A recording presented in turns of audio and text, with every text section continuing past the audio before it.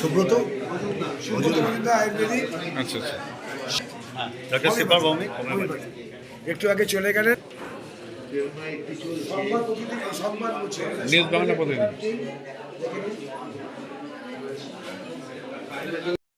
আর আমার কি হচ্ছে বলতো, অম্বল হচ্ছে, এই বুকের এখানটা চাপ ধরে থাকছে, ভেকুর হচ্ছে, নিজের কষ্ট না, মানে খুব কষ্ট পাচ্ছি আমি।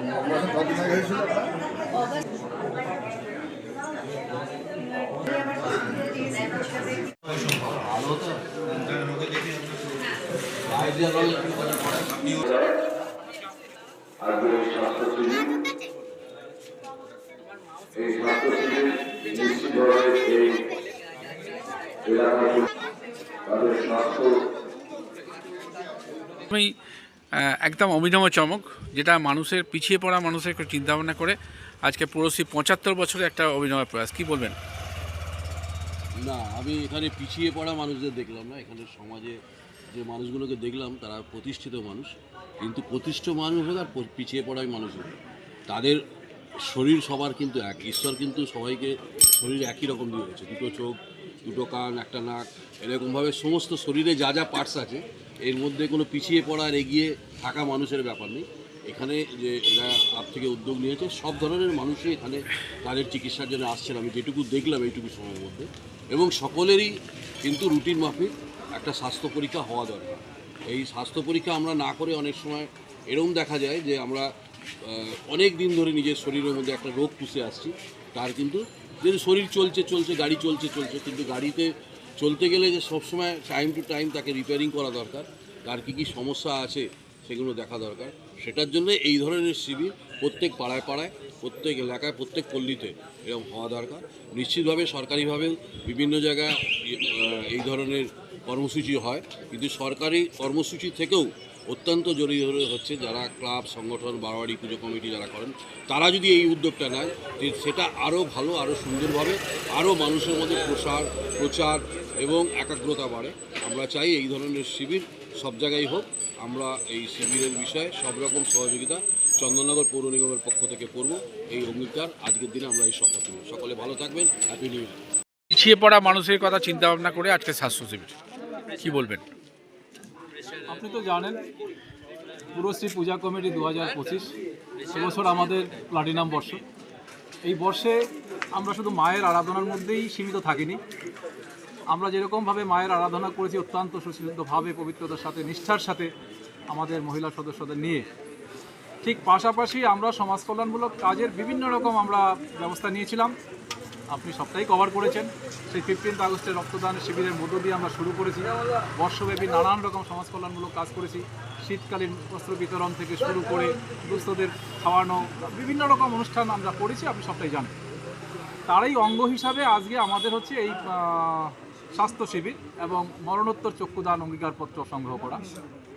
ব্যবস্থাপনা অবশ্যই পুরশ্রী পূজা কমিটি, কিন্তু সহযোগিতা করেছেন আমাদেরকে চন্দননগর সংবেদকে আমরা অত্যন্ত অভিনন্দন জানাচ্ছি।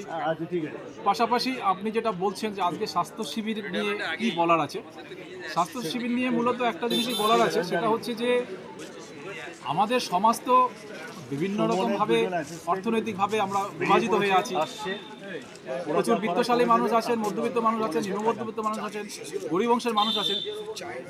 যাদের অর্থের অভাব নেই তারা বড় বড় স্বাস্থ্যের চিকিৎসা ইত্যাদি তারা সুযোগ পাচ্ছেন, দিচ্ছেন।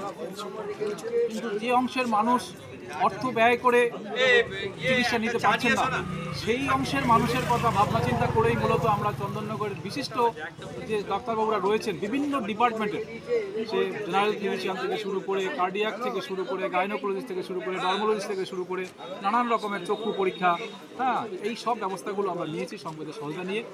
এটাই এখানে বলার আছে। এরপরে কতজন মানে কটা ডিপার্টমেন্ট আছে?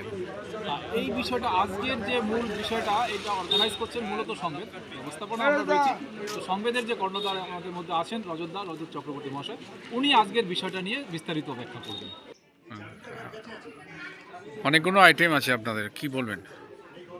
আমরা মূলত সংবেদ চন্দননগর এরিয়ায় এবং তার বাইরেও সমাজ কল্যাণমূলক কাজগুলো করে থাকি। কেয়ার দ্য এল্ডার্স থেকে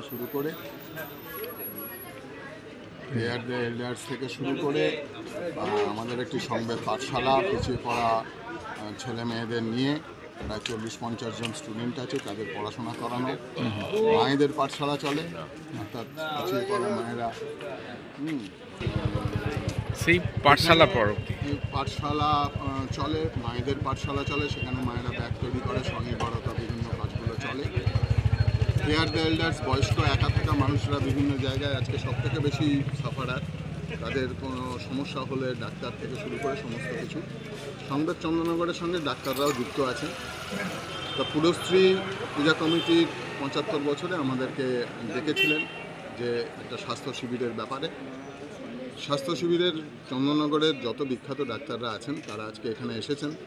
orthopaedic doctor Bhaskar Das, Keshab Singha Roy cardiologist, skin specialist Partha Mukherjee, gynae Abhijit Mukhopadhyay, তারপরে জেনারেল ফিজিশিয়ান 3-4জন আছেন, অপরেশ বন্দ্যোপাধ্যায়, অভ্র ঘোষ, তারপরে হোমিওপ্যাথিও আছে, আয়ুর্বেদিক আছে, সমস্ত বিভাগের চক্ষু স্পেশালিস্ট আছেন, সুমন মুখার্জি, সমস্ত বিভাগের ডাক্তাররা আছেন। তারা এসেছেন স্বতঃস্ফূর্তভাবে, কারণ সংবেদের এটা একটা কাজ। আইএমএ সেক্রেটারি উনিও এসেছেন, দেবাশিস দাস। তাদের নিয়ে আমাদের এই সমস্ত শিবিরটা সকাল থেকে চলছে, পেশেন্টরা দেখছেন। সবথেকে বড় যেটা ব্যাপার, আমাদের এটা কিন্তু একদিনের উৎসব নয়, এর ডাটাবেসটা নিয়ে নিচ্ছে। আমাদের এখানে পরের দিন ব্লাড কালেকশন করা হবে, যেটা প্রায় 50% ডিসকাউন্টে, অর্থাৎ বাইরে করতে গেলে যে টাকাটা লাগে সেটা লাগে না, যতখানি খরচা হয় ততখানি আমরা নেবার ব্যবস্থা করেছি এখানে। আপনার নাম? আমার নাম রজত চক্রবর্তী, সংবাদের সভাপতি।